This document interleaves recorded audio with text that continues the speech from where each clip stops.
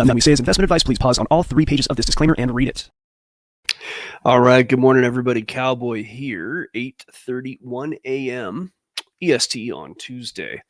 And we got a little news coming out here in a half an hour. And so the markets might slow down a little bit. I was actually up hyper early today. I was up at about 4 a.m. EST. And so I just went ahead and kind of plunked around overnight. I'm watching the charts, doing a little trading here and there. And it does look like we're going to see move up in the USDJPY right now. So that is what I expect to see moving. So let's take a quick look at that. We'll take a look at Bitcoin here, which is pretty quiet at the moment. We'll take a look at the NASDAQ, which is probably going to sort of correlate with USDJPY. Gold, gold is being gold. Actually peaked up. It headed up to about 3,400. So that one actually did a little better than I thought it would as compared to the Sunday video. So, but yeah, we'll go ahead and start with the USDJPY and what I think will happen here, right? So most likely place for it to go, over the next several hours, right? We'll start with that. Big move down going back to 28th of May. So we're going to look at this impulse down. And look, before we get started, look, I do technical trading. I trade forex. I take forex money and I use it to invest in things like gold, crypto, real estate. A lot of the stuff is not terribly exciting to a lot of people, but what's exciting is winning trades, making money, and reinvesting that money. So what I do is I use the data on the screen to figure out where price is going to go, and I use that data to make money. So this is how it's done. We look at this boring stuff on the screen. We don't have to talk about stupid news unless it actually really matters. And we just do this. It's really easy, right? I know it seems difficult or complex. It's not. It just takes a little bit of learning. We teach it algofactory.tech. Matter of fact, you can go to the description and get your free algo, and that'll kind of give you an introduction on how all that goes. Okay, so I'd say that a pretty likely place for price to not want to go past on USDJPY is going to be 144.43, right? There's a little bit of a move up on the way down here, and there's a lot of liquidity in this area. In fact, I'm willing to bet that 143.86 is going to be where a lot of liquidity is. We're going to figure that out right now. It's a 382 fib level, right? So that's using a Fibonacci tool, right? If you want to learn more about that, click the link in the description. We show you all that stuff.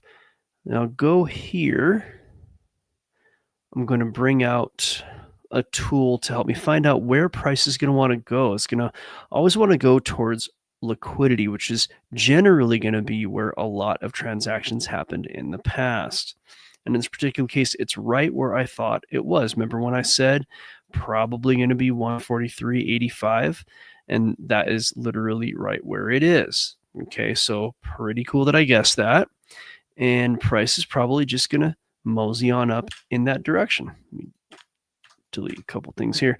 So how is that going to look? Well, I mean, it almost doesn't matter. But what I would do is I'd look for some kind of a small pullback and then go long and let price go up to about there, right? If I were to take a long on the USDJPY, that's how I would do it. And we kind of had that pullback this morning, but I have been reticent to trade because of the news that's coming up here, and it could do some surprises with price, and that's going to happen here in about an hour and a half or so. And that news is going to be the JOLTS job openings at 10 a.m. EST. So this is a USD data thing, right? And that's going to push the dollar around, and that's going to affect markets across the board. Now, it might be just a small push. It might not be a big deal. It just depends on if the data is close to what's expected or not. And if the data is way away from expectations, then price really could be pushed around quite a lot. And if I were in a trade at that time, I might be knocked out of that trade. It's a bit of unpredictability. So over the next hour or so, if I do anything, it'll be very minor. Hour and a half. I probably won't trade until that data comes out, outside of some scalps. And by the way, usually before news like that, the markets really slow down anyway. You don't have as many opportunities to trade that being the case, I'll probably hang back until that happens. And then if there is any volatility, I will trade it. Now, let's take a quick look at the NASDAQ. NASDAQ seems to be following whatever this prediction was, I made last week or something like that. More or less, that's the case. Now, I remember on Sunday, the prediction I made was more or less that the NASDAQ would remain in a range, and so far it has done so. It opened up on Sunday, came down, and it just seems to, so far, kind of be staying between this 21,560 and the bottom side about 21,040. Okay, so that's where NASDAQ seems to be rotating, and it's been doing that going back quite some ways, but it is at the top of that range. Now, being at the top of that range, the NASDAQ may choose to revert down. In fact, the range traders are probably already in their short trades. If I were to take a look at the algos, and I do teach people how to build these, go ahead and get a free algo, link in the description, click that, give us your email. We'll fire off an email with that data. I mean, yeah, it's reasonable the price might not make it above that. And I'm willing to bet that to go down to this 30-minute time frame where each of these candles is 30 minutes worth of price action, I'm willing to bet this thing possibly rejects to the downside as soon as that data comes out. That data comes out, price might peak up just to fool some people, and then bam. Now, if the data is way outside of expectations, if this US jobs data is such that, the way it'll probably go is that if the economy is strong, then there will be no expectation of rate cuts, which means that the dollar would get stronger, at least temporarily, which would push this downwards, right? So if the job openings were like there were a lot of job openings, then that would be an economic strength, and price probably would not go above here, right? Now, if the economy was weak, then what might happen is the market thinks that we're going to see a rate cut soon, right? And if that's the case, then everyone's going to say, oh man, rate cuts coming, the dollar's going to get weak, and price heads up. And if it's severely strong or weak like that, then it might keep heading up. But if it's just kind of milquetoast, lukewarm data, I think you'll get a pop up and a move down on the NASDAQ. It's been heading up since, probably the European Open there.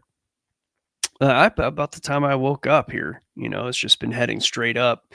And a lot of that is going to be correlative to the USDJPY. One fuels the other. I'd say the NASDAQ probably feeling USDJPY. We've talked about this a lot. When the stock market starts to do well, money leaves the Japanese yen for the stock market, and USDJPY goes up. And what I've been finding out is that the USDJPY sometimes, and a little more than sometimes, starts to actually predict the stock market just a little bit. Might be 10, 20, 30, 40, 50 minutes ahead, maybe even past an hour. It starts to move up, and then you watch like the NASDAQ start to move up. So that does happen. But as it stands right now, this is a pretty solid expansion up of the NASDAQ, and it might move down. Just a minute or two left. Take a brief look at Bitcoin. I'll probably end up finishing talking about Bitcoin with the private live lab. Let me go ahead and back out a little bit, and I'm going to get the private live lab set up so we can transition over to there.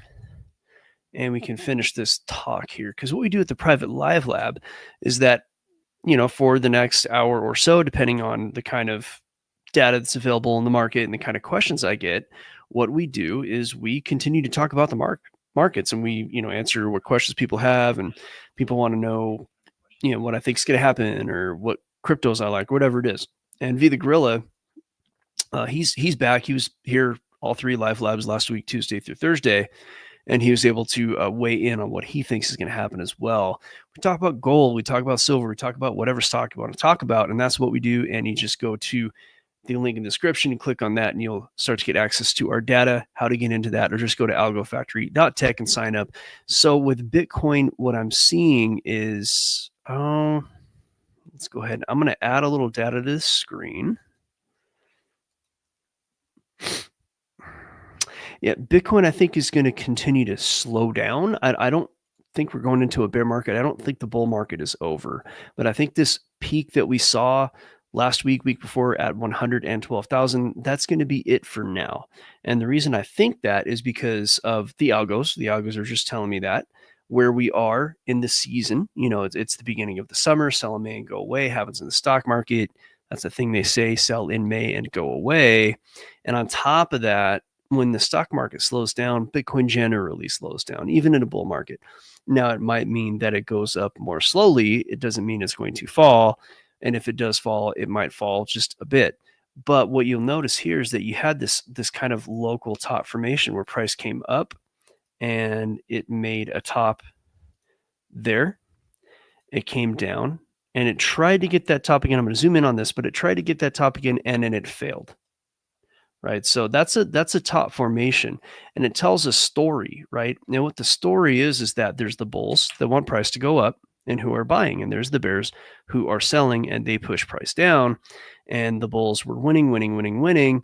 They came up to where price tried to break before, even broke above it just a little bit, and they blew their wad, and the bears kicked in. And the bulls tried to push it back up, but they just blew everything they had left and it headed back down.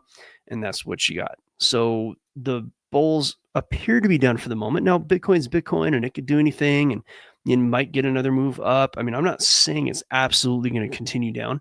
And even if it does continue down, I don't think it's going to go past a certain point. And we're going to talk about that point over at the Algo Factory Live Lab. We're going to go ahead and move over there.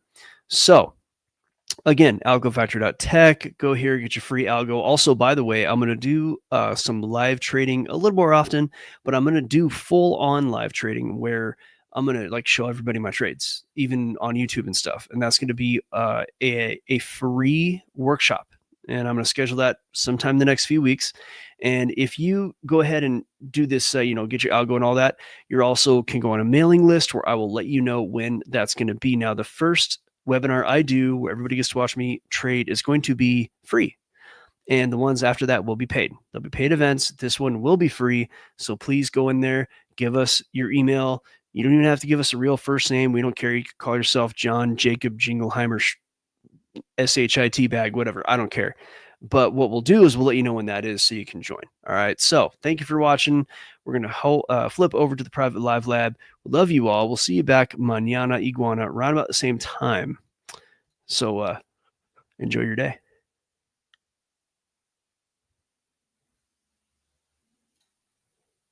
Oh, wait, hold on a minute. Almost forgot to tell you. I haven't been doing this as much lately. I've just been a little sleep deprived, but I almost forgot my favorite thing to say here. Join us or die. Just kidding. You're not going to die. We're just having a little bit of fun. Just a little bit of fun. See you soon. Crap.